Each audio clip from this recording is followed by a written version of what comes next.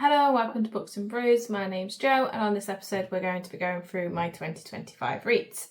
Now I have watched quite a few other videos of these, and I know that everyone does them their own way. So similar to the trend, I'm going to be doing mine a little bit different as well. So I've split my books into 3 different categories. We have the graphic novels that I read this year, where I rank those and do a brief run through of why they are in their rankings. Any books that I've classed as a standalone, which include books that are purely a standalone book, or if I've only read one book of a series, with one exception to that rule, which I will cover in the series section. And then series, so anything that I have read, either all the series of that's out, or 2 or more books within a series or a world. And then at the end, I do have some awards that I've been gifting to different categories, so stick around to the end to see those. And I'll be interested to see what people have similar opinions, or if they've got their own opinions, or any categories that I've missed. So, without further ado, we're going to start with graphic novels. So, one of those I did read just on my Kindle, on my app, on my tablet, but the others I do have the physical copies of. I've just not got the other one yet. So, to start with, we have Rogue, the Complete Collection. This is quite interesting as it's actually just 2 different storylines, where sometimes a complete book like this, it's everything that is in a full story arc, but it's like 2 different ones completely, including the fact that the art styles are slightly different between the 2. The first one I really enjoyed. I thought it was really well put together. I loved the story. I liked how we come to an ending with it. The second one I didn't enjoy as much. I didn't enjoy the art design as much, and I didn't like the open-endedness of the story.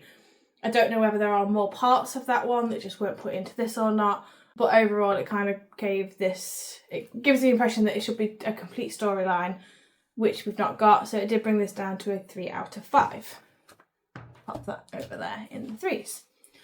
The next ones I read were volumes 1 and 2 of DC vs Vampires, which were the ones that I read on my Kindle app. I don't own these ones yet, but I will get around to getting them. I am looking forward to reading the next series of those. I know there's volumes 1 and 2 of that out already. I really liked the story out to those and how the vampires took over all of the heroes and the villains, and where the world changed from there. There was a twist towards the end that I hadn't clocked. Let me know if you do know the twist and if you did figure it out, or if I was just a bit simple for missing it, but overall I gave those a 4 out of 5. The next one is Marvel Secret Wars. I got to this and read it after the announcement that they're going to be using this in the MCU for a soft reboot. Having read it and know what they did within this to reboot the universe, I'm very intrigued to see how that's going to go in the MCU, given that there are some characters in here that aren't still around and some characters we've not been introduced to yet. So I'm definitely really looking forward to how that goes. I enjoyed the storyline. It kept me guessing and going throughout it. It was just a really easy, quick read in between a couple of novels. So I gave that a 5 out of 5. It was more on the low end of the 5 scale, which is why the first of the 5s that I'm talking about, but it's still a 5 overall. On that note, in my rankings, as I was journaling throughout the year, I was quite strict with my rankings, so even my stars were then broken down to 4.1, 4.2, 4.3, actually all the way up to 10. So if I'm saying it's a low 5, it's within the first half of those, and if it's a high, then it's in the second half throughout any of those rankings as well.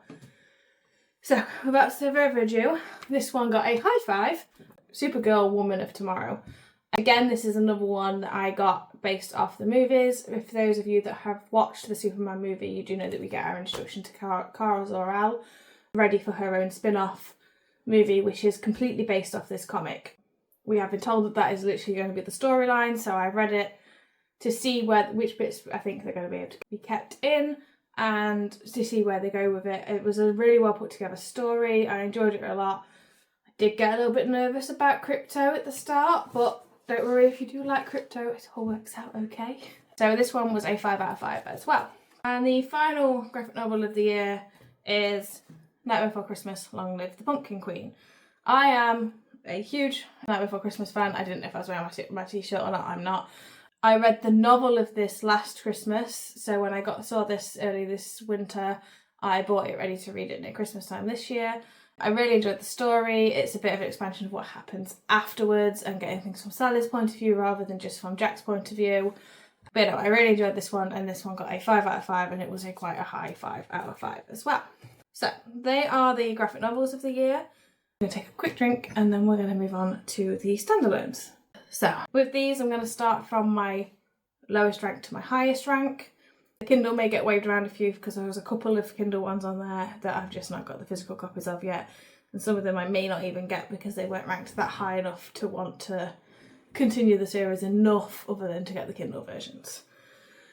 The first out of them is Hooked, which is from Emily McIntyre. This is part of a series, but every book is a standalone in the series. I've only read this one. I read this one first because it is a retelling of Peter Pan, hence the Hooked. But it is a modern world dark fantasy twist. This was actually the first book that I read of the year as well. It was a bit darker than what I was expecting it to be, but overall I really enjoyed the storyline. I did really enjoy the twists and the little nods to the original story, like how they had drugs referred to as fairy dust and there was a nightclub referred to as the Jolly Roger. I really enjoyed it. I enjoyed the story progression. I did get a 3 out of 5, which is the lowest of the standalone books, so I think it's not bad to say that my year reading was above average at least. I really enjoyed it, and I am going to get through and read the others that are behind me down there on the bookshelf. So that's that one. The next one was a Kindle read. It was Fellowship of Bakers and Magic by Jay Penner. I had seen this a while ago and was looking for it in shops for ages and just couldn't find it. So I got it on the Kindle. I really enjoyed the first half of the book. So it's a human that enters a magical baking competition and she gets accepted because they think that from her name that she's a wizard when she's just an everyday human. I enjoyed the start of the baking competition. It was a little bit like a mashup of Great British Baker meets MasterChef. Really enjoyed it, but then it just kind of flumped and lost me halfway through. It petered off and I had to push myself through, and then the last 20-30 pages or so, everything just started happening so fast, and then we were jumping by weeks and months, and it just felt like there was so much more there that we didn't get because we dragged out the competition part too much. So that was a 3 out of 5 as well, but it was a low 3, so it probably would fall below Hooked, so I probably should have said it before that way, but we live and learn. The next one is Best Hex Ever by Nadia Al-Fassi. I really enjoyed this. I read it in a couple of days. It's a really easy storyline to go through. It's more romantic-y than anything else. I did go through a bit of a romantic-y stint this year. Whether it will stick for next year or whether I'll do a bit more variety next year, I don't know yet. But yeah, it follows Dina, who is a kitchen witch, and Scott, who is a museum curator. And Dina has been hexed by herself, who she thought was hexed by someone else before, to basically, whenever she falls in love, to cause damage to stop the love. And it's all about her trying to overcome the hex so that them two can get together. This is a 3 out of 5 as well. It's a bit of a trend so far. And then we've got a couple more 3s and then we'll move on to the 4s. The next one is another book that was bought by inspiration from a TV show or movie, I just can't think of the word, which is A Wrinkle in Time. For those of you that haven't watched Stranger Things season 5, do, it's really good. But this is referenced within there, so I wanted to give it a read so that I could, after watching part 1, to see what other hints were going to come through for the next, and just so I could understand a bit of the references and see whether I could see if there's any more inspiration from Wrinkle in Time for the Duffer Brothers making Stranger Things. This follows Charles, Meg and their friend Kelvin as they explore with Mrs. Whatsit, Mrs. Who and Mrs. Wen, I think was the other one. Pretty sure it's Mrs. Wen, where they get wrinkled through time into another world and they have to try and find their dad and rescue him from the evil, I think it's the blackness or the darkness, who's basically taken over another planet. It gives real Stranger Things feelings. You've got your younger kids trying to rescue the older ones not being quite sure what they've done. They've gone to another world. There's an overpowering thing which made me think really much of the Mind Flayer controlling Will, and then they have to overcome it and try to get back. I really enjoyed it as a read on its own. It is part of a series. I don't think I'm going to be reading the rest of the series because we looked into them and the stories get even weirder than this. It's not a full follow-on, but they didn't kind of give me the same inspiration of wanting to read as this, but I did really enjoy this one and it was another 3 out of 5. The last one in 3 out of 5 is another Kindle book. It is Christmas Private Presents by Lisa Unger. I read this purely because I'm joining a book club and this was their December read. I enjoyed it a lot more than what I thought I would. It's not the normal genre that I would go for. I don't tend to go for thriller and crime normally. There were a few bits that kept me guessing because it jumped between different characters quite a lot. So to begin with, I thought two of the characters were the same character and we had a time jump. It wasn't that. We've got the two main girls and then the guy who is a podcaster that is a true crime podcaster, and it jumps between their perspectives, but it also jumps in time. Some literally jump just a couple of days backwards and forwards, and sometimes it jumps back to when they were teenagers. And each chapter didn't really give you much of a hint of where you were, so that did cause me to have a little bit of confusion. But overall, I really enjoyed the story. I'd narrowed it down to two people of who I thought was going to be the main bad guy of the book. And then when I got about 80% of the through, I had nailed down that I was like, it's adamant it's this person. It wasn't that one, it was the other one out of the two, which I realised after, because both of them were acting suspicious, that I was like, I missed that. But I really liked the idea of having to read and guess who's doing what. So I think it is something that I'm probably going to explore a bit more. But yeah, so that is 3 out of 5 from me. And let me know if you've read any of these ones and if you would rank them higher. Right, next ones we are going on to is, I did say I was a big fan, the novelisation of Nightmare Before Christmas. This one for me is 4 out of 5. It would have been higher, but it is an exact carbon copy of the movie without the songs. And I know a novelisation of the movie, you would expect it to be a carbon copy, but sometimes when you get the written formats of certain ones, you get something a bit extra. You'll get a missing scene or a few bits from someone else's personal perspective, but it's not. It is literally, this is the book, no songs, have fun. Which isn't wrong, isn't bad, because I do really enjoy the story. I was reading it and had the songs in my head the entire time I was reading it. I enjoyed it. I just wish that there was something a little bit extra. So which is why I only got a 4 out of 5 rather than a 5 out of 5. It is a high 4, but it just didn't quite give me enough to get to a 5. Next ones we have, oh, this is the big one, is A Witchcraft of Wayward Girls by Grady Hendrix. I discovered Grady Hendrix, I think, last year, or late the year before. He is an American horror novelist. Everyone I find, I buy and then read them. They don't take me long to read.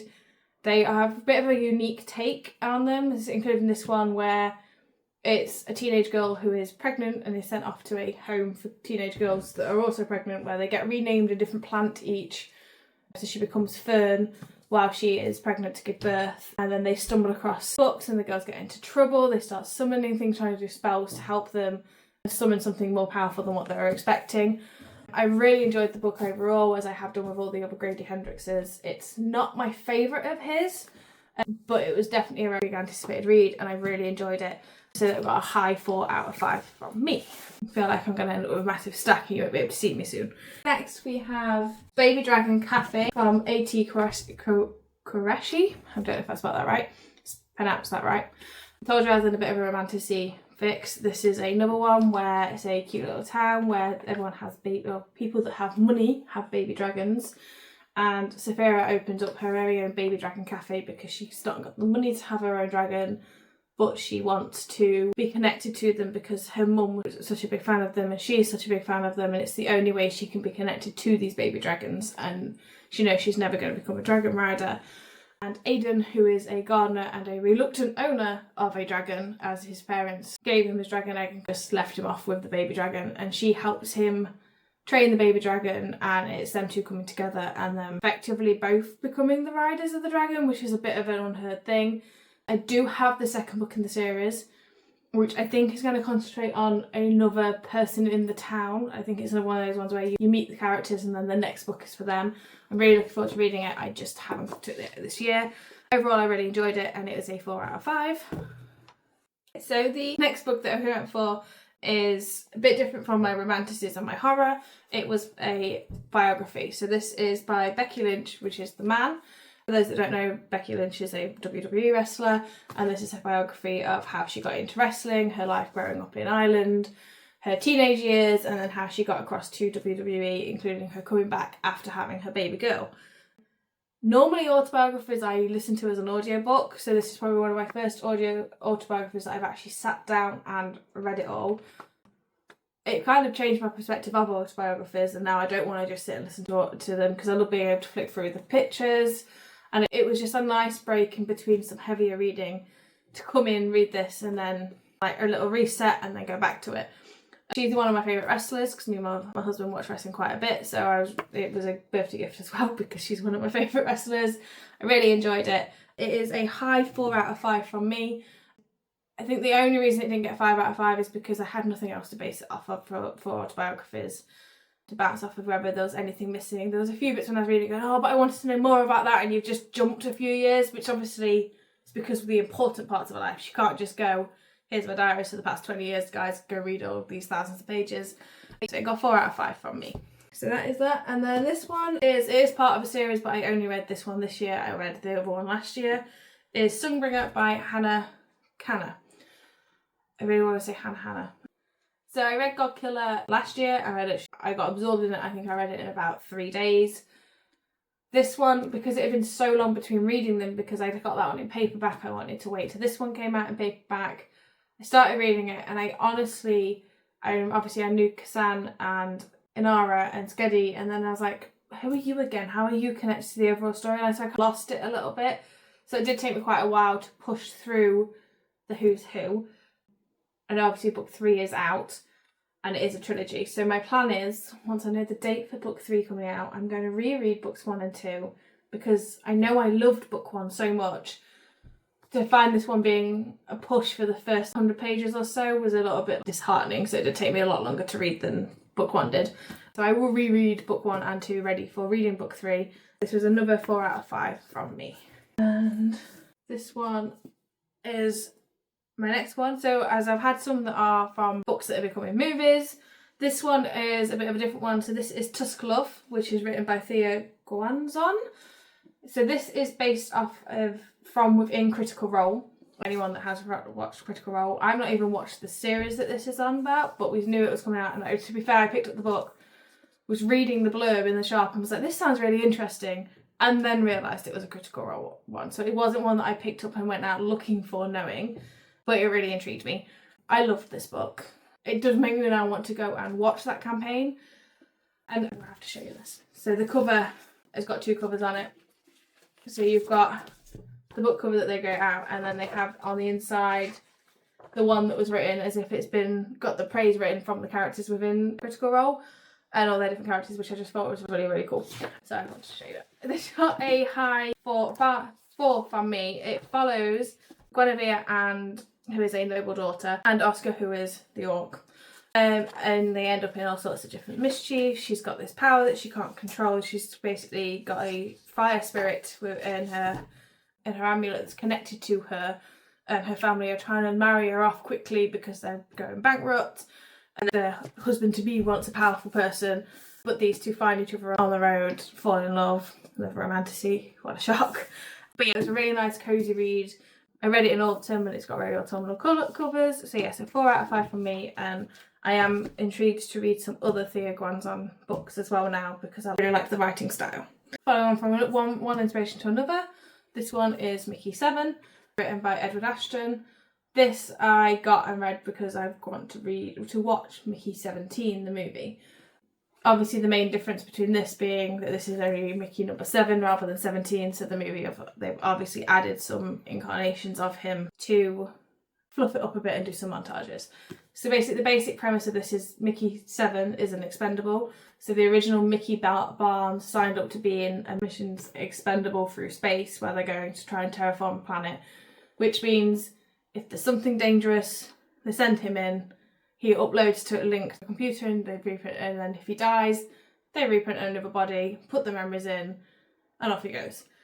They've done it for a few other different things, but this is with Mickey 7 accidentally he gets left behind and they report him as dead, but he's not dead. So then it's him and 8 trying to figure out which one's going to do what jobs, who's going to get the food, and basically not trying to get caught out as to who is. There are 2 of them. It was a really interesting read. I quite like the style and I loved the sarcasm and the arguing between the 2 Mickeys. So I'm very looking forward to watching the movie as well. This one it was another 4 out of 5. I don't think I got many 5s out of my standalones. I don't think I got any 5s actually out of my standalones, so spoiler for you. This was a middling 4. It was bordering about 4.5 out of my overall scale. So I would recommend if you do like sci-fi. I think it's one of my only few sci-fi, I think it's my only sci-fi read of the year actually. So for that, it got top sci-fi read of the year. Moving on from space and sci-fi, we go to The Cat Dragon. This is written by Samantha Birch. Full disclosure, I read this because I watched some openings of the Owl Crate, I think did it, of a deluxe version, which was pretty, I think it was Lot Library. One of the many subscriptions that I see people open up to that I've signed up for the waitlist of them all. Did a really pretty cover, but from the sound of it, I was like, oh, that sounds really good. I'm going to give it a read. So this follows Aloysia Papawick, who is a witch within the Tangleroot Valley. They have different witches for different ones. They don't take any money for their crafts. So it was other things to follow. It gives like, you give me a spell, I'll give you a spell, you give me some potatoes kind of thing. It's all like bartering. But basically, their familiars are cat dragons. She has not yet had her cat dragon because they bond to only one. So she's seen as almost like the failure because she's the oldest one that's not got one. She finds a cat dragon and then they have to go through. So there's a guardian for each area, which is a big magical beast that protects the area. The guardian's ill, and her and Hollis, who is the brother of her best friend, who is another quite powerful witch and on the council of elders, get sent out to go try and find a cure for it. And it's another romantasy way of following her bonding with a cat dragon, them two bonding, and then them saving the day overall. But I really enjoyed it. It was another autumn read. I think this was actually in October, like one of my first reads of October. It was a really cosy read and I really enjoyed it. This was a high 4 out of 5. So the next one, which was one of my standalone books, was The Running Man, written by Stephen King. First published as part of the Bachman books. Well, first published by Richard Bachman and then published for Stephen King under the Bachman books. It's Ben Richards, who basically, he lives in a slums in this dystopian world, which is actually set in 2025 but written back in the 70s, where everyone has a freebie TV in their houses and apartments, and people enter the competitions. They go into the offices to get assigned to a TV show and try and win money. It's things like they get people that have heart issues or obesity running in a wheel, answering questions. If you get the question wrong, it speeds up and then people get injured. And then the ultimate one is The Running Man, which no one has survived yet. So they basically have to go on the run for 30 days, not be hunted while they're being hunted by hunters and the general population. And every day that they survive banks up money for their next of kin. So when he signed up and got assigned to the Running Man, he knew he wasn't going to survive, but he's got his wife and his sick daughter at home, so he's willing to do anything to get them a better life. So it follows him on his journey, meeting different people, who helps him, who turns him over, and waking people up a little bit to the world. I read this at this point purely because the movie was coming out and I wanted to read this before going to see the film. We read this, I watched the 1986 one, and then we watched the 2026 one. Two very different stories. The new one is much more on track to where it should be. I really enjoyed it. I had to read through the other Batman books, and you might be able to guess that we are big Stephen King fans because it spans most of my bookcase on one shelf. Oh, I just nearly took the dog out of my book. But yeah, I really enjoyed this. It is a high 4 out of 5. To character progression, like Ben Richards has such a good character progression and an arc of him learning that, just his whole progression basically. I'm just going to stop rambling and move on to my next book because I could probably just sit and talk about this one for a good long while. So next one is another book that I wouldn't normally read, and it is Blood Orange by Harriet Tice. Tice? Yes, Tice. This book actually I got from my work Secret Santa. Spoiler, one of the girls, it's one of my closest friends at work, got me Secret Santa, and she had read this book and had been bugging me for ages to read it. So she figured if she gave it to me and did me a date with a book, she could get me to read it that way. So I wanted to read it because once I finished my other book, she was going like, "Have you started it yet? Have you started it yet?" So I thought I'd best read it. I really enjoyed this. So this follows Alison, who is a barrister, not a barista.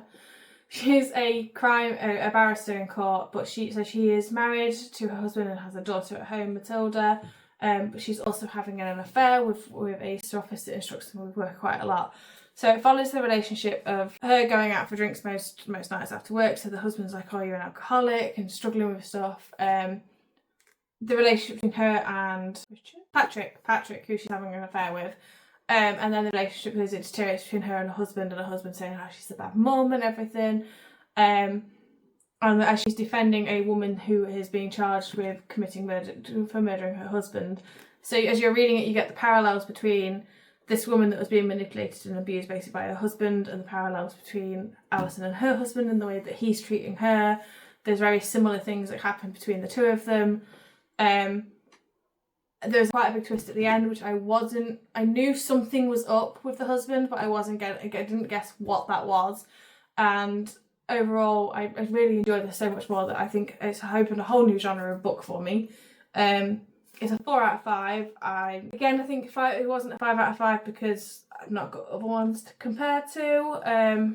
I know there are things I do kind of like, oh, but that fantasy book had this and stuff like that. So because I didn't have anything else, I didn't want to just go 5-star, 1, done and dusted kind of thing. But yeah, I really enjoyed it and would recommend it to people to give it a read as well. The final standalone. I feel like I need a crane to pick this one up. It's Alchemized by Celine Yu. So those of you that don't know, Alchemized was originally written as a Hermione fanfiction called Manacled online from Harry Potter, and she has now released it into her own book. So she has created her own world, her storyline of having a war. So we have necromancy, and the magic system in this is all like alchemy based, so people tap into different metals to be able to do things, and it drains them. This book was split into 3 parts. So we have Helena, who was Hermione. I don't know why I air quoted Hermione then. Helena, who was an alchemist that was discovered. She was a healer in the war, but she's been discovered with no memory, and she is sent off to the High Reeve Cain to try and recover her memories. And then once she unlocks her memories, that's whole of part 1 here. Once she unlocks her memories, you go into part 2, which is the biggest chunk of the book, which is the 2 years that she lost her memories of, where you discover that her and Cain actually know each other. He was spying for them with the war.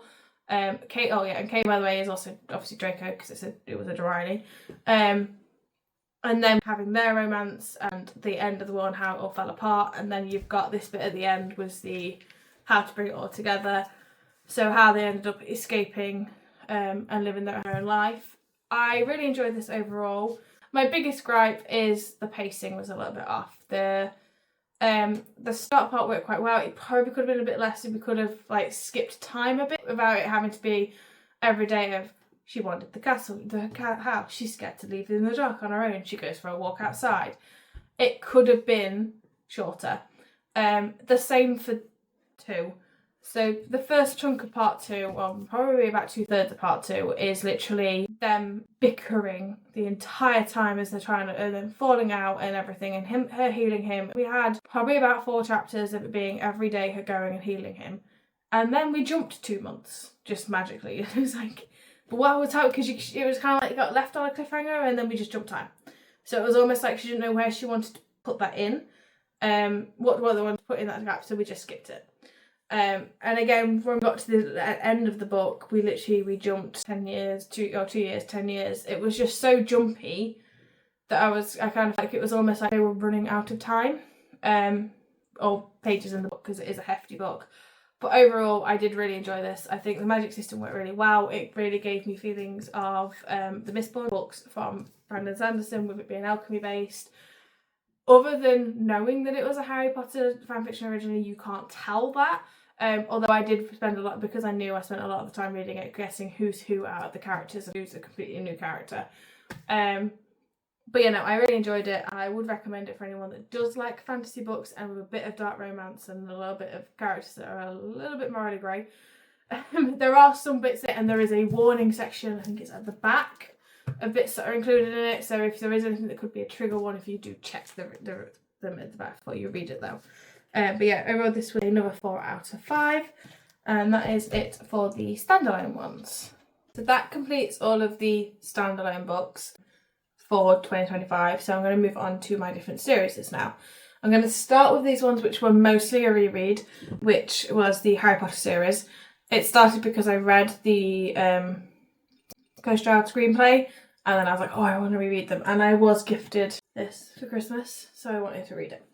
So it starts off Harry Potter and the Philosopher's Stone. I'm going to the Order of the Phoenix then. So this, for those that don't know, is the Mina Lima version of the book, and it gives you, it's illustrated, and it's got like little extras that are included in it. It just improved the read so much more. I'm not going to run through what the story is, because if you don't know Harry Potter, then there's been plenty of time for spoilers, basically. You probably watched a movie, seen a trailer, have the rough idea. Little boy finds out he's a wizard, goes off to wizarding school. It's the premise of so many other books now with people discovering magic, so it's a pretty basic one. This, though, was a huge part of my childhood. I literally remember waiting for the next books to come out, for the movies to come out. Reading this was basically like a walk down nostalgia, and it was almost like getting back my childhood imagination, seeing the pictures, but then reading it from an adult's perspective helped you be able to see things that you probably won't pick up as a kid, little nods to things that might come out later on. So yeah, I really enjoyed it. This one doesn't just get a 4 out of 5 for me. It's a very high 4. I think it was pretty much like 4.8, 4.9 on my scale. But yeah, it's a very high 4. But just not quite a 5. But yeah, no, I really, really enjoyed it, and would obviously recommend the Harry Potter series to anyone that hasn't read it already. The next one, so this is Chamber of Secrets, again, Mina Lima version, because it's the version that I read. One thing I do have with Mina Lima, well, not Mina Lima, but these books, they do rub when you read them, so don't be disappointed when you read them that they look read. But yeah, so Chamber of Secrets, the second book, I had the intention to reread the whole series. I didn't finish it. I will get there when I get to the last one that I read. But yeah, so Chamber of Secrets, this one has even more nods to stuff that comes out, that becomes a bigger part later on in the series. So it shows how much of a world J.K. Rowling was already deciding and what bits she wanted to pull from and include. This just scraped bigger than Philosopher's Stone, so this did get a 5 out of 5, which is my first 5 out of 5 novel of the video. I really enjoyed it. I love the storylines and getting into the nitty gritty thing of everything and seeing the world a bit more. But yeah, so we should pop that over there with the 5s. The next one, this is the final of the Mina Limas, is Prisoner of Azkaban. This one is already a favourite of mine. If you ask favourite Harry Potter book, I always go to this one. You get Harry exploring Diagon Alley a bit more, so you get to see more of the world, and you get to see it from his almost like he doesn't know any of this stuff is, so getting to see more of that world was really good. You get the first glimpses of Harry's parents as a past, because you get both Sirius and Remus that know his parents, find out that Snape knew the parents as well, so you just get, there's a lot more to it. And you get to explore the castle more, the magical world, like having a whole Hogsmeade. This is just magical. I really enjoyed it. This is a 5 out of 5. This was a 5, like not even a point something. It is an all-time favourite, and how pretty. You even get the Marauders map in there, or a little snippet of it. That is the Marauders map, isn't it? Yes, you get Mrs. Norris and Dumbledore pacing in his office. I also love the relationship between like Harry and the twins. You don't get that as much in the movies. You do get the scene where they give him the map, but you see more of how much the other Weasleys kind of bring him to the family as well. So it's not just he's Ron's friend. He's kind of like he's friends with the twins and Ginny as well. But yes, that's it with the other 5s. Next one is Goblet of Fire. I enjoyed this a lot more than what I remember enjoying it when I was younger. I think before my reread this year, it probably would have been down maybe at the 3s. But I enjoyed it a lot more. It's got a bit more to it. I loved the different trials. The pacing worked really well for me. It didn't feel like any one section dragged out too long. This is a 4 out of 5. I loved all the bits of the Trials of the Tournament a lot of this one. This is the reason why I did not finish the series, The Order of the Phoenix. This has always been my least favourite of the books. Not because of its size, because big books don't scare me to read. I'm not a fan of Harry in this one. I'm not a fan of the secrets that everyone gets. Like everyone keeping the secrets from him. I understand why. I just think he goes from, you're not telling me anything, to then proving the reason why he's not told anything, because he's a teenage boy. Like, you expect it. He just then goes and does what he wants anyway. He doesn't use logic or common sense. He doesn't let anyone talk him down. There are bits that I like about it. Like, I love seeing Grimmauld Place. I love the bits of the DA with them all learning stuff. I think the romance with Cho was just too forced and too stiff and weird. Umbridge, I'm glad she was taken off by the centaurs in the forest. But yeah, when you get into it and he's just at school and he's not telling anyone anything and just the same butt-headed bits like repeating, it just is enough to drive anyone away from it. It took me a lot to persevere through it. It was a point where I was getting to the point of my time of reading, which is either normally morning with a coffee and then before bed. I didn't want to pick it up to read it, so I had to then take a Harry Potter break from there. But yeah, this is a 3 out of 5 from me. Over here, this isn't the last one of the Potter series at the minute because I did mention that I read The Cursed Child screenplay. I just wanted to put it in chronological order of Harry's life. This is my first ever screenplay that I've read. I've never read one before. I put off reading it because I didn't know how I'd feel reading it as like this rather than as a novel. Turns out I loved it because you get the story about him and to go through loads of nitty gritty other bits as well. It's almost like the Cliff Notes version of a novel. But yeah, I really enjoyed this. It is a 4 out of 5. I really want to go see the play now. Maybe one day soon we'll actually make it there. But yeah, no, I really enjoyed it. And I'm a little bit like, oh, I can't believe I waited so long to read it.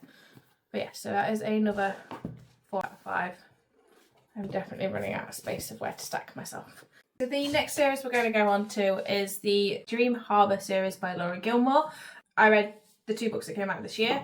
Just briefly first, for those of you that don't know, so the book started with Pumpkin Spice Cafe, where you meet Jeannie and Logan and you have their love story. So it's just pure romance as well. It's just romance fiction. It's not no fantasy, no sci-fi, no horror, not my normal genres, but I devour these books when I get to them. Yeah, so you had book 1 with Jeannie and Logan, and then you met the other characters, and then we have book 2 where you have Hazel and I can't remember the guy that she gets with now, him, and then you had Christmas Tree Farm, and then we got the Strawberry Patch Pancake, which was one of the girls that they come around with in the town who's a yoga instructor, and a new guy that moves to town. And then, so we had this one, which was earlier in the year released. I wasn't as invested in the characters as much because the Isabel? Iris. You'd only met her very briefly, and Archie was completely new to town, so you didn't really know them in it beforehand. But I did really enjoy the story. Again, it's another one there. It's just an easy read. Like, I read them in a couple of days. They're just nice, cozy, easy, nothing notorious happening. So yeah, I did give this a 5 out of 5. It's on the lower end of the 5. It's probably one of my least favourite of the Laurie Gilmore books, but every single one of them would be 5 stars for me. They're such an easy thing. And if you've watched Gilmore Girls, where you've got the cosy little town with all the little like quirky people, it feels like you've just been plonked in there in a novel, and the kind of feeling of those shows. So yes, that's 5 out of 5. And the next one was The Gingerbread Bakery. I know a lot of people waited to read this one because it's set at Christmas. I read it as soon as it came out because I get them, I pre-order them, I get them and I read them. So this one follows Annie, who is one of the friends of the 3 girls that are the closest friends from the first one, and Mac, who owns the bar. So you've known these characters throughout all the other books, so I was a lot more invested in this. Annie was probably one of my favourite characters from the start anyway, and not just because it's a gingerbread bakery that she has. She's a bit more like sarcastic and a little bit... She reminds me more of, if you again going back to Gilmore Girls, a little bit more like Lorelai in it, the fact that she has her own separate personality that's not just her job as well, which a lot of them obviously, this is the bookstore owner, this is the coffee shop owner, the farmer. She just feels like she has a bit more about her. So this is another 5 out of 5. One thing I do like about these is each book you get the Spotify playlist, inspiration reads that you can listen to as you read it. I sometimes listen to some of them and sometimes I don't because they're not really my go-to music genre. It depends on my mood of what I'm in. Going back to Strawberry Patch Pancake House, that probably had most of the songs that I did enjoy out of them. And every time you get a little map of Dream Harbour, which is slowly growing. I am already looking forward to the next book. Overall as a series, I do love these and would recommend it to anyone. In fact, my book 1 has been out on loan to a friend for quite a while, and I need to hurry up and read it so it can come back and my collection can look complete again. Following going from cozy and cute, we are going to go into the world of vampires and go into Anne Rice. Completely different ends of the spectrum. So for Interview with a Vampire, I read this years ago, but it was that long that I couldn't really remember much about it. So much so that I'd forgotten the fact that there are no chapters. It's split into parts, but like the first part is 170 something pages. So trying to get to a point where you could stop, like you'd go, oh, that's not an event. So it pulled me in like that. Overall, I enjoyed this. I think it could have been broken up a bit better. I think if you'd had chapters and the chapters be a clear indication of the years of where we were, would have made it a lot easier. But I did really enjoy it. I like the fact that it would cut throughout back to Louis and the boy, which is the interviewer, throughout as he was asking questions. And at the start, Louis would be like, don't ask questions, this is my story. And then as it got on, he was almost anticipating the questions and dropping seeds ready for them. So I really enjoyed this. And then we have, so this was a 4 out of 5. This was lower on the end of the spectrum than this one, just because mostly the pacing and the fact that there was no chapters, so it wasn't as easy to break up your reading time. Then we have the Vampire Lestat. You almost can't talk about one without talking about the other, because as much as it's book 1 and book 2, they cover parts of the same, not overall, but enough that you get the personality of Lestat enough to know that Louis' perspective of Lestat was warped almost from his own personalities. So it's the idea of the same story but 2 different perspectives. You come away with a different story from each one. This one I did enjoy a lot more than Louis, and it goes all the way back to Lestat being a human before he even met Louis, up to the point of him meeting Louis, and through the process of Interview with a Vampire to beyond. So you get a full breakdown of everything. I really enjoyed this. I have got Queen of the Damned on the bookcase, which I will be reading next year, because again, with the TV show, which prompted me to want to read these because of watching them. I would recommend Vampire Lestat is my favourite out of the 2, and is just the start of my journey into the Anne Rice universe. 4 out of 5, but a high 4. So we've gone from cozy romance, horror, and now I am going to go into the world of cozy romantasy. I'm going to run through them all together, but for those of you that don't know, this is the Paladin series by T. Kingfisher. There is another book in this world called Sword Heart. I haven't read that or got that one yet, but it's not connected to these ones, but they're the only ones within this world together. But she has written loads of books. I've got another one on my TBR to hopefully read next year at some point, hopefully early, but we'll talk about these ones first. So first one in the series is Paladin's Grace. Each of these books follows a different paladin. So they are classed as broken paladins. They are the paladin, I can't remember the god that they are the paladin of, but basically their god died. Most of the paladins were then either they went crazy or they died. The religious leaders for some of the paladins then mass killed a lot of them. So there are only 7 paladins left that have been taken in under the workers of the God of the Rat. So they offer security for them, do offer different jobs for the fact that they healed them and took care of them. So this book follows Stephen, who is one of the paladins, who in his spare time knits socks for the other paladins, because the worst thing you can get is cold and wet feet as a paladin on marches. And Grace, who is a perfumer. They come across each other in a little bit of a meet cute. She's being chased by some people and she fakes being a lover with him, and he escorts her home. He's like, that's it, it's all done. And then they just slowly keep running into each other and meeting up again and again and again. They uncover another plot of an attempted murder on the Prince of a Foreign Land. So you have that storyline going on where Grace is suspected because someone's planted it and made it like it's her. And then you have a really creepy serial killer that's going around killing loads of people and taking their heads. But they keep finding bodies and heads that don't belong to that body. So you have that overall storyline with the people of the God of the Rat are covering. So you've got 2 different storylines, but it works really well the way it all slots together. You meet a couple of the other paladins, ready for them to get their next books. I really enjoyed this. I think I did about it in a couple of days. This is 5 out of 5. It kind of put me in, I think this is part of the things that really put me into a really deep rabbit hole with some of the cozy fantasies. I really love this one. So that's over there on 5 out of 5. The second one is Paladin's Strength, which follows Istvan, he basically, he's dark haired, but he reminds me a lot of Tormund from Game of Thrones. Him and Galen are out hunting the serial killer from the first one, and they've been sent out with other people, and they come across a nun called Clara who had been kidnapped by these other people, and she's basically bargained with them as payment for keeping them safe and everything. So they basically, oh, we'll help you get where you're going, and she's looking for the people of the rest of her convent because they were attacked by Savers. So she's hunting them down, and their paths end up following them into the same place. Clara has a bit of a dark secret of her entire nun convent all have the ability to turn into bears. It's a bit of a weird one, but they do. Basically, if they get overexcited, angry, they shift into bears. So they're effectively werebears, but not controlled by the moon. But they are peaceful, and Savers that took them basically wanted to use them for a fighting ring to defeat some other ones, and they basically get pulled into the world and all of that. In that, they finish off the story of the serial killer, and Ishvan and Clara go off on their own way, and they have their romance together. Another 5 out of 5. This is the smallest of them, but probably my favourite of them all. And this is Paladin's Hope. This follows Galen, who you had in the book before with Ishvan, and Piper, who is a lich doctor, who you met in the first one. They end up in, it's almost like a bigger escape room. It's this underground area. This guy locks them down there because he's trying to explore it, and he keeps putting different people down there to figure out which rooms how to get through to the next room by sacrificing them. They got locked down there with these little creatures, gnolls. They have an escape, which is why it's a bit smaller one.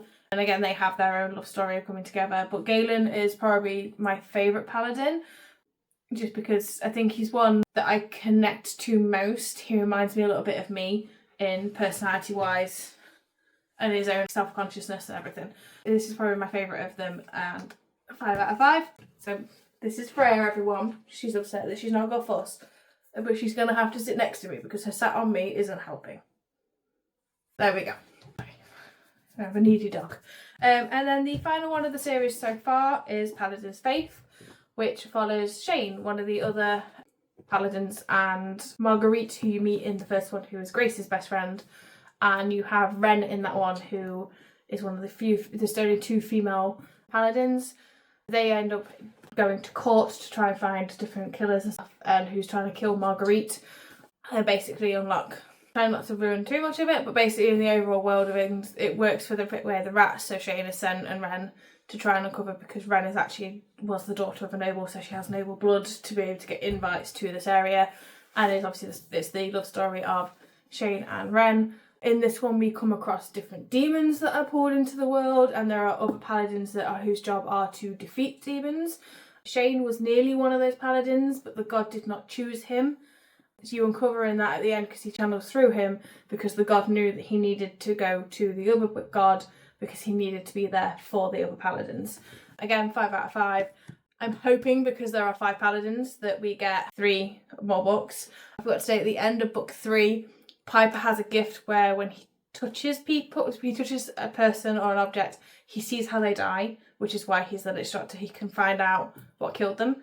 And they go to the temple of the god that they all serve, and he sees how the god died, so they're unlocking ready for discovering who killed the god, because no one's used to a god being killed. So I'm hoping it's going to open up a lot more into the story. I have obviously a lot on these. I could probably talk for another hour on them, but I'm not going to. I'm going to move on to my next ones. So the next one, this is another lot that I could probably talk ages for. And this is the one that has the exception for the rule for not being only 1 book for it. And they are the books by Rachel Gillick. So we have The Shepherd King duology originally, which starts with One Dark Window and has 2 Twisted Crowns. For those that haven't read it, I would just recommend just read it. I don't want to give too much away because there is a lot to it. But there is a very unique magic system in this one where they all have different tarot cards, and each card has a different ability. The whole world is surrounded by mist, so the town is surrounded by mist. You don't wander off into the woods alone without a talisman to find your way back, otherwise no one returns. And it's got bits that connect back to the way that their town was created and their first king. Hand in hand, they are probably some of the best fantasy books that I've read this year. I loved them. The writing style I really got on with. Again, they read them really fast. There's a character in it that it's not a spoiler because he's there from the start. The Nightmare, probably one of the best side characters I've come across. So book one is all by one person's point of view, which is Elspeth. It is all by Elspeth's point of view. And then the second one, you get the points of view of Elspeth, Raven, Elm, and her friend that I cannot remember the name of now. Her cousin, even, Elspeth's cousin. So you get a bit more wider picture to see, because they end up all in different areas, so you get the full story. I would really recommend these. They are such a good read. They are 5 out of 5, just scoot across slightly. And these are really pretty versions of them. And the next one, which is the exception to the rule that I said earlier, is the first book of the Next Duology by Rachel Gillig. She's here purely because it's just easier to talk about the three of them together, even though they are completely different series and different worlds. So this one is The Knight and the Moth. This is a completely different world from that. I have no idea whether they are going to end up being connected, that this could be a different part of the world while the Shepherd King duology was happening. This is the Stonewater Kingdom. It was such a good read. One of my favourite characters in this is probably the Gargoyle. When you've read it, or if you've read it, you'll know what I mean. He's just... I love him. But yeah, so this follows Sybil, who is a diviner, which is, she's one of 7 diviners. They dream in the water and get different potents and basically see visions. So people come to them from all over the world. She's been one since she's a child.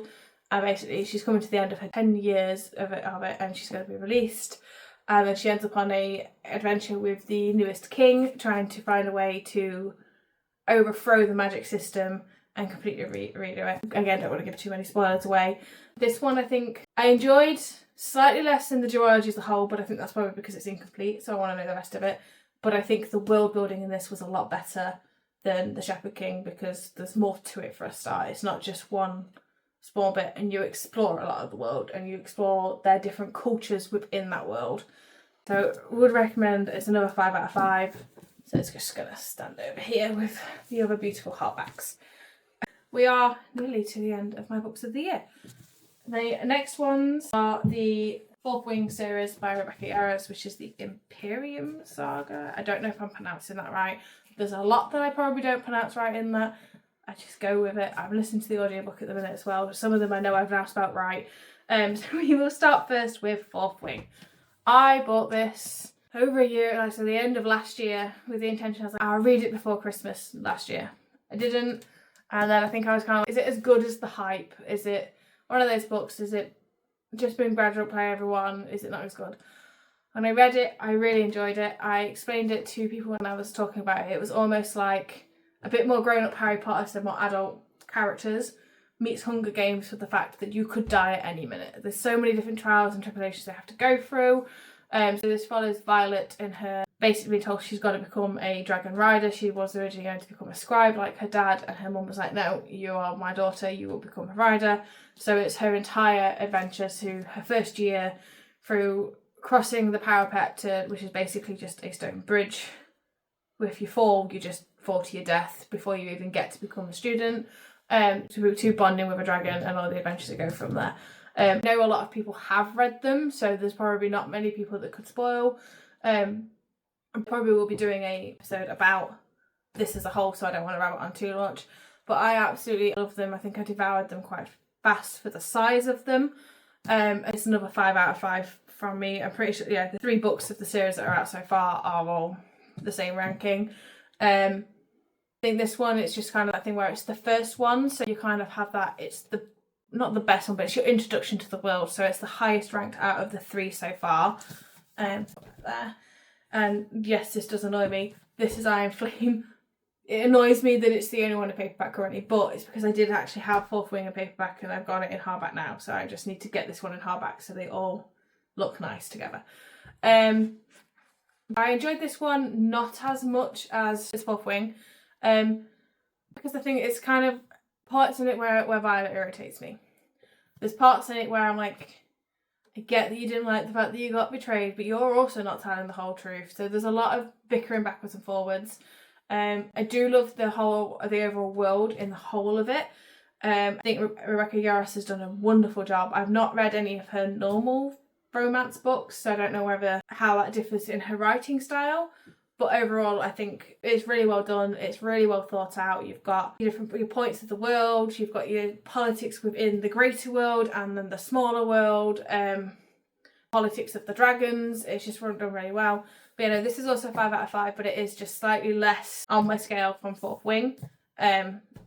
Just because there's just some bits where I'm just like, it's almost like it's not a trilogy because there's 2 more books, but it's like the middle trilogy syndrome. Like, it's good, it's just not as good. Onyx Storm, probably a little bit higher than Iron Flame, but still below Fourth Wing. It still leaves you on a cliffhanger. For those that haven't read it yet, not to spoil too much, but you do get a point at the end where you get some different personalities, and when there is, because there's always deaths and things about wars and stuff, when there is a character death, like, it was a side character death, but I felt it because it was from the perspective of whose perspective you got it from. So if you've read it, you know what I'm on about. Well, I hope you do. I think if you'd had that just from Violet's point of view, you'd been like, oh, okay, Blanca's died. Getting it from the person's perspective that you did and seeing like their storyline together almost, and the fact that it was like their best friend, you felt it a bit more, and that is a true credit to the writing style. I mean, I read this and I finished it and I was literally like, what have I just read? I need more. I need to know what happens. It's definitely like, she knows how to finish a book on a cliffhanger to make you want more. And the fact that it's not been started written yet hurts me in a way that I can't explain other than people that write books know. So that is those 3. And then this is going to include my lowest ranked book ever. This is continuing with those. So my husband bought me the parodies of these books. So Fifth Wing I found was really enjoyable. It's tiny. It's like a Cliff Notes version of it. But it is like, it's Vile Sorin books. It's a parody. It's Jokes Land. There was times where I was doubled over laughing at it. It was so good for what it is. And like just random references that make no sense so they make you giggle. This one did get 3 out of 5 from me. Purple Flame. It was like anything that was good from Fifth Wing. They tried to regurgitate but hit the marks by loads. It was nearly a did not finish for me. And the only reason I pushed myself through is I had 30 pages left, like 150 something out of 180 something. And my husband pointed out that if I didn't finish it, it wouldn't count in my book count for the year. That is the whole reason why I pushed myself through and read it. It tried to put too much in it. The jokes were pushed far too far. I would not recommend this one. If you want to just have a little bit of fun out of the whole series, definitely go for the Fourth Wing parody. Iron Flame is purely on the bookcase, so I can force my husband to read it before it goes away. So that is all the way over here. In my book, I gave it a 0.5 to give it something of a reading, but it is basically a 0 out of 5, so that can go over there on its own. Now we are on the last 2 books that I have read of the series, and that is the Discworld book, not a series. I have started it this year. I have a friend who has basically got every single book, and I think from the point of knowing her when I was 16, she's wanted me to start reading these, and now basically double that age I have started. So I started with book 1, The Colour of Magic. I know you don't have to read them in order. They're all just set within Discworld, but they are all standalone. But I wanted to start with Colour of Magic purely because it gives you a little bit of the world set up. I have seen some videos since saying a lot of people say don't start with Colour of Magic because it is not the best. And I can see where they get that from. So this follows Rincewind the wizard, who is a poor wizard at best, and a tourist that has come in, and it follows them, and all mayhem goes along, and they have the luggage, which is basically makes you think of a mimic with legs from D&D. It has a mouth, it eats people. It's a really good premise, but the story is from Rincewind's point of view, and I do not like him as a main character, so it definitely stumped me in the reading. And I tried to read that straight after Onyx Storm. I think I was a little bit in a reading hangover. I was after one of these books that I've just not gone about, so it's very much like a reading hangover from them. So I think picking up a fantasy book of any type probably wasn't for the best. I should have gone for a different genre to reboot my brain a little bit. My favourite character in it altogether was Death, because at one point he starts trying to bargain with Rincewind to go to the place that he needs to go to so Death can go collect him, because he's meant to die, and instead he doesn't. I did really enjoy it. There were bits that made me laugh quite a bit. There were some bits that I was a little bit like, what is going on? It was a good read. It was a 4 out of 5. It's a low 4. It wasn't quite a 3 though, so that's fine. And then the second one that I read in the series is The Hogfather. I bought this and read it over Christmas because it's The Hogfather. Why would you not read it building up to Christmas? So this follows the Hogfather, who is Discworld's version of Santa, has gone missing, and Death fills in the space while he's gone missing because someone has to deliver the presents so that the sun will come up. And then while Death is busy scaring little children, saying ho ho ho everyone, his granddaughter is off on an adventure to try and find the real Hogfather. My one thing with the Pratchett books is, and I know it's for comedy relief, but I'm reading it going, what are the wizards for? And it is for comedy relief because they are these intelligent people, but they have no common sense. So it's just like this, like Susan goes to them and she's there talking to the god of hangovers and he's like, why are we here? And she's like, these are the most intelligent people on the planet. And he's like, really? Because they're bickering over the most random things. I enjoyed this a lot more than I enjoyed Colour of Magic, and it has given me hope for some of the others. I am going to read some of the other books in there. I'm probably going to read all of the Death series as well, because in the whole stories there is a few that are Death ones, and I know Susan was introduced before this one, but I wanted to read this one first, and it didn't matter which order I do read them in. So that completes my series for the year.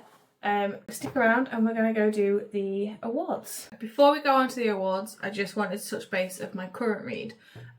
So this one I haven't quite finished yet at the time of recording. It is Brigands and Bread Knives from Travis Baldree. Just wanted to touch base on it because I absolutely love Legends and Lattes and this whole series. This is what got me into cozy fantasy as a start. I'm kind of gutted that I've not got it in time for this, but it'll just go into the ranking for next year. But I couldn't do the video 2025 and not discuss it because this is the one that I absolutely was adamant needed it for Christmas. I sulked when we saw this version in Waterstones because it was a signed version with the sprayed edges, to the point where my husband bought it then and there and got me to pick which one I wanted. So I knew that I would get it and that I'd have it as the deluxe edition. But yeah, so I just wanted to touch base briefly on that. And now we can start with the awards. So the first one we have is main character. So this one, I've split it into fantasy and non-fantasy, and we have a few honourable mentions of other characters that I just didn't want to not talk about. So my favourite fantasy character is from Two Twisted Crowns, which is book 2 of the Shepherd King duology. And the character in this that is my favourite is Elm. I managed to class him as a main character because you get it from his perspective as part of this book as well. I love the storyline of what he has and the dealing with so he is the king's youngest son, and he is basically like the disappointment to the king. His older brother is as much of a bully as his dad, but Elm is different to them, and he is working with his cousin to try and change the system up. I loved him in the first book, in One Dark Window, even though he doesn't like Elspeth, the main character of the whole storyline, because he is so protective of his family. I think he had a really good character progression throughout the whole series, and he was one of my favourite all along. So he got my fantasy favourite character 2025. My non-fantasy favourite character 2025 would be Ben Richards from The Running Man. I think overall he had a really good character development. I think his character portrays us quite well. You see him as downtrodden, and you see his progression of how he opens up and sees the world, and how he doesn't actually want to cause harm to anyone. And I just think overall he was written so wonderfully, and he works really well in the movie. It comes across really well as well, but he was my favourite non-fiction one. My honourable mentions is again from the Shepherd King duology, and it is The Nightmare. He's there from the start and he's talking all the way, but he is connected to Elspeth in a way that, if you've read it, you'll understand. But he is probably one of the favourites purely because he is so brutally honest, but he plays the system and plays Elspeth and everyone else how he wants to, because he's got his own agenda the entire way and he knows what he wants and he's going to achieve it no matter what. He made me think a lot of Rumpelstiltskin's character from Once Upon a Time, if you've watched that. When he approached, you get a lot of clacking of his nails, and when I was reading them, I remember I had fake nails on and I would be reading as he's talking and I'd be clicking my nails together because I was almost doing the click that he does. Yes, I really enjoyed him as a character. And the other one of my honourable mention is Galen from Paladin's Hope. I'll touch base saying that I think out of the Paladins so far, he's the one that I connected to most. He nearly made it, but Alan's got a bit more character progression to what you want. I'm hoping we get more of Galen as the books go on. I'm hoping he's going to end up in some of the other ones, so we get a bit more of his story. So they are my honourable mentions and my best ones. The next award is again split into two categories because I have my favourite standalone book. So I have a fantasy and a non-fantasy. The fantasy one, with how much I talked about it, probably shouldn't be a surprise, is Alchemized. Purely because there's so much to it. I wouldn't say there's a lot of world building, because a lot of the world building was done already because of what it was based off originally, and it's one city across the two different islands. But the magic system, the turning it from what it was to this and not being able to tell a lot of it was done so wonderfully. The writing style, I really enjoyed it. I really like the characters. Kane would have nearly made it to an honourable mention, but he doesn't have a point from his point of view, really. He was definitely my favourite character at all in this. And to say who he's based off, him being a favourite character, is quite an interesting twist. It's such a good book. It surprised me more than what I thought it would. I think we read the blurb on this a couple of times in the shop before we even bought it, because we were like, oh, I'm not sure. And then my husband read it, and then he was like, you have to read it. So I read it and I understand it. And I think if you've not read it, or if you've put off reading it because you're not a big Harry Potter fan, or for whatever reason, or you don't want to read it because it was based off a fanfiction originally, just read it. Like, just give it a go. If you like fantasy, chances are you are going to enjoy it, as long as you don't get triggered from any of the warnings, because I don't want to risk anyone reading it and being like, why did you suggest that because of X, Y, and Z happening? But yeah, no, I really enjoyed that one overall. And the other standalone is Grady Hendrix's Witchcraft for Wayward Girls. I think this was run really well. It pulls a lot on the times. A lot of his books tend to be aimed around like the 70s, 80s. This is more like 60s, 70s. It pulls on that knowledge and the way that the girls were treated, and then pulls into it and gets you thinking of the horror that is here and the horror of real life of what we had. I think it was done really well, and I really liked them as a character, so that is why that one got that award. My next ones are my favourite romance. So it's like the romance pairings from the books. So I had to split this because I was debating so much as I picked them. So I've done purely romantasy and purely the romance that's in a fantasy book, but it's not the focus of it. So the romantasy one is another Paladins one, and it is Ishvan and Clara. It was very nearly Paladin's Hope. This one pulls through because, like I said, Ishvan reminds me of Tormund. Clara makes me think of Brienne. It's like that nostalgia of like actually getting together and seeing how they could work. But the two of them work so well together. Like, start off, she like doesn't know how to be around her because she's a nun, and he's like, oh, I can't like swear in front of her, I can't do this. And then she's just like, yeah, I'm a nun, but I used to travel to sell our wares, and she's a bear, so she doesn't stick to the same things of what he's used to. Overall, I just think the whole story and their romance within it worked really wonderful. And the other one whose romance is this one, because the romance felt more natural. You had the overall storyline, and then you get the romance happens within it, but it doesn't feel like it's forced or plonked in, or is purely a romance with fantasy things happening around it. And that is Sybil and Roddick in Night in the Moth. The progression of the two characters together, I think, feels really organic. They first meet each other. He doesn't like her because he doesn't like seers. He doesn't believe in the magic system, so he doesn't want to even get to know her. And then she doesn't like the fact that he's so standoffish. And basically, they bicker a lot, they argue a lot, but there's the progression throughout. It seems a lot more natural than some others that you do get in ones, and there's no toxicity to their relationship. They feel like some of the other books it's where you're like, oh, that happened too fast, or you two should not be together, but you are together. But with these two, I just think it works really wonderful together. Our next one is Magic System. So my favourite magic system out of the fantasy books that I've read this year will be One Dark Window. That is purely because it is so unique to what I've read before. I loved the story of Alchemized, but the magic system was a little bit Harry Potter, a little bit Mistborn, Fourth Wing. There's channeling, I think of Wheel of Time. They're just tapping into something different. The systems have got something similar that you can connect it to. Whereas this one just felt completely unique in its own magical system, and I really loved how it all worked together and how they then pull it apart and rework it for the end of the story. The next is book to adaptation, which I know is kind of going away from books, but it's not, because I'm thinking about how it connects to the book, and that is The Running Man, but only the 2025 version of the movie, not the 1986 one with Arnold Schwarzenegger.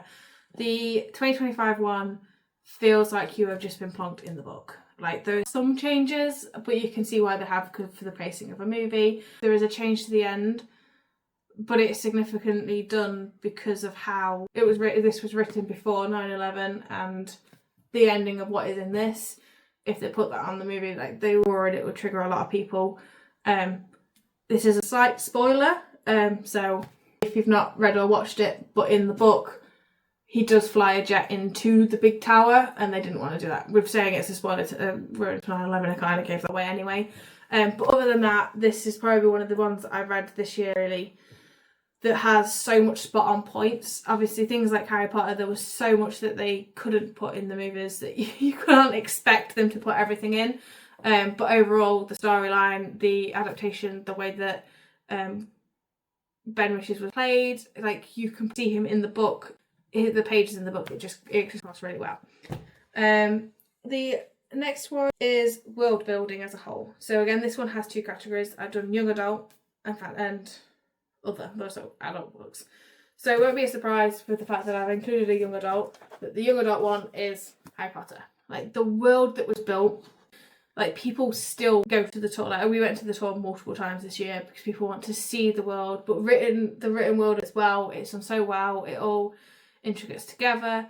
There's bits that even now you're learning of, was they've connect things up and people go, oh, have you noticed that this was this? And you're like, how did I not see this? But in my reread, like I said earlier, there's bits in Chamber of Secrets that I was like, oh my god, that actually connects to the end. Like, she had ideas how it was going to be done. I know that there's a lot of controversy about J.K. Rowling. I feel like I can't not address the fact that there is controversy, but I'm not talking about people's opinions, I'm just talking about my opinion of the book.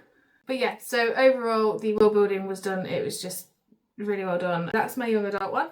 And then for my other one is The World by Rebecca Yarros.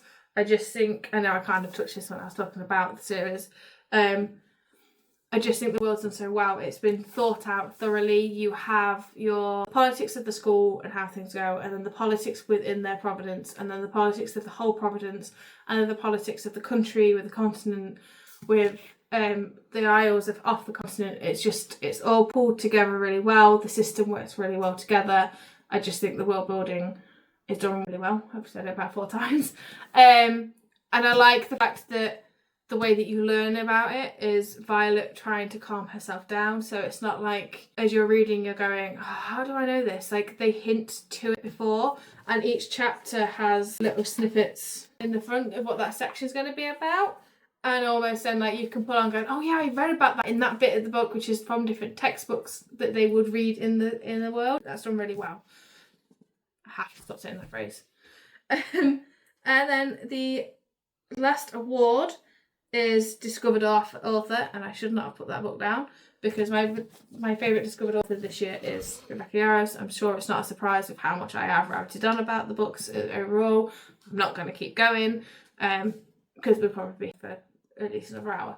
But yeah, no, so she has been my favourite author discovered this year. I am probably going to pick up a couple of her fantasy books once I take myself off my book buying ban, because I have to read some more books before I can buy some more books, to give them a read and see how they are. So that is my awards done. There is one more thing I just want to touch base on, is it's not really an award, so I said that was the last one, but it kind of is. Newest genre discovered. It wants to be the last for a reason, and that is crime thriller, so Christmas Presents and Blood Orange. It's a whole genre that I have not touched before, but finding that I've got that to read and a new world, 2 new kind of worlds to explore into, is both daunting because it means I need more bookshelves, and really good because it means I get to explore more different types of authors and find out more. So if you have any suggestions of any other genres or authors that I've not covered, or I could probably let you know if I have read them, or if you don't spot any that are on the back wall, do recommend them. Thank you for sticking around if you've made it to this part of the video, listening to me ramble on about all my books of this year. Keep an eye out because there will be a video coming up shortly of my most anticipated reads of the first quarter of 2026. I think if I did the full year, we'll be here for even longer than this. But yeah, so I'm going to break down what I'm thinking for the first 3 months of what I'm going to aim to try and read. So yeah, keep an eye out for that and subscribe if you want to see that.